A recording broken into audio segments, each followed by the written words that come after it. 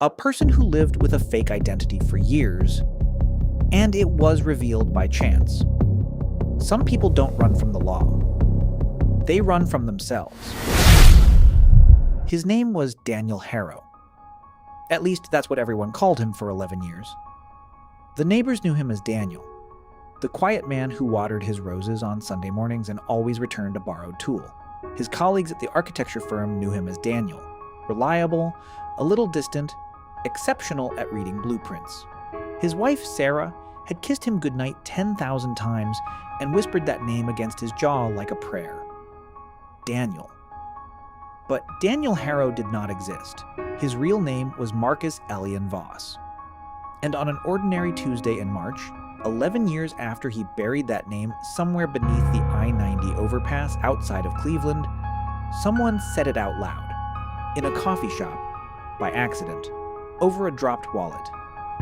And the architecture of his entire world began to crack. It had started the way most desperate things do, with a choice made in a single terrible moment.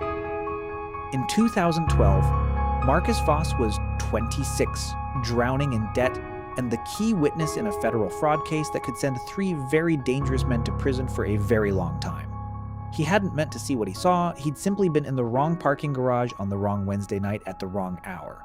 And after he received the first envelope, no letter inside, just a photograph of his mother's front door, Marcus understood the language perfectly. He did not run immediately. He spent 2 weeks pretending to be normal, going to work, eating dinner, sleeping barely at all. He researched, he planned. He contacted no one official because the men who'd sent the envelope had officials in their pockets too. A college acquaintance who now lived in a legal gray zone connected him to a forger. Not a back alley amateur, but someone meticulous, someone who understood that a good identity wasn't just documents. It was a whole constructed past. School records, a childhood address, a social security number belonging to a real infant who had died in 1985. "You don't just change your name," the forger had told him, smoking without looking up. "You have to grieve the person you were, mourn him completely, because if you ever miss him, you'll reach back. And that's how they catch you." Marcus listened. He grieved. He drove west under a January sky that looked like dirty dishwater. In a motel outside Spokane, he opened a new wallet and removed a new driver's license, and stared at a stranger's face wearing his own expression. Daniel Harrow. Born April 3, 1986, Portland, Oregon.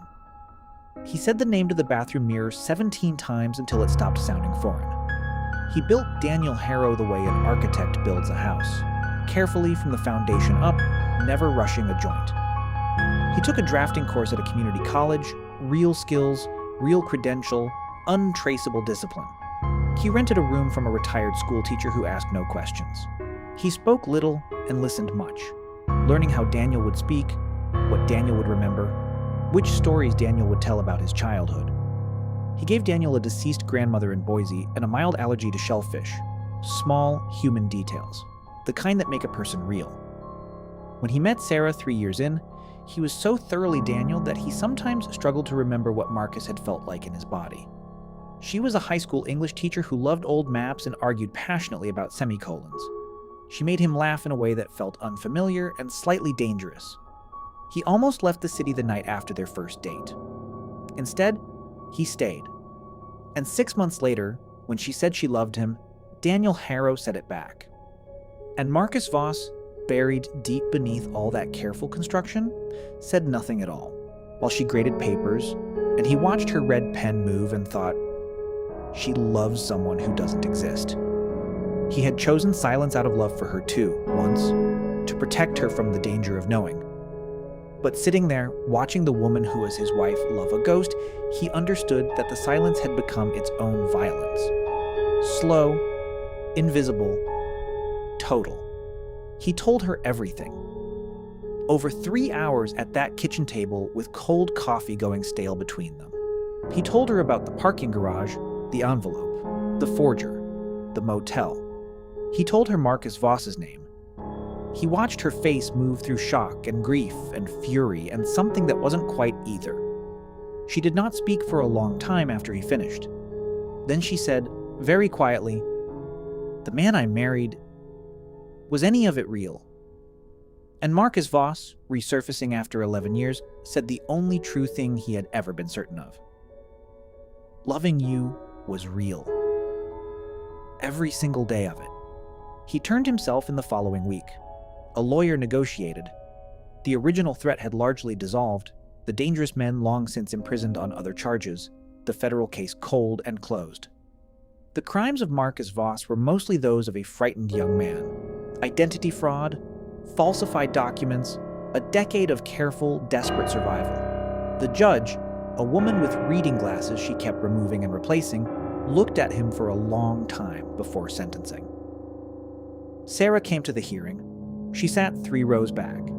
She did not hold his hand. But she came. And that, he told himself later, was its own kind of language. He did not know what they would be to each other after all of this. He did not know who he himself was, standing finally in the wreckage of 2 lives, the one he'd fled and the one he'd built. He only knew this: a dropped wallet, a half-remembered face, and one careless syllable of an old name had done what 11 years of running could not. It had stopped him. And the stopping, terrifying as it was, felt remarkably like the first honest breath he'd taken in over a decade. Some people don't lose their identities. They hide inside them, until the hiding becomes the cage.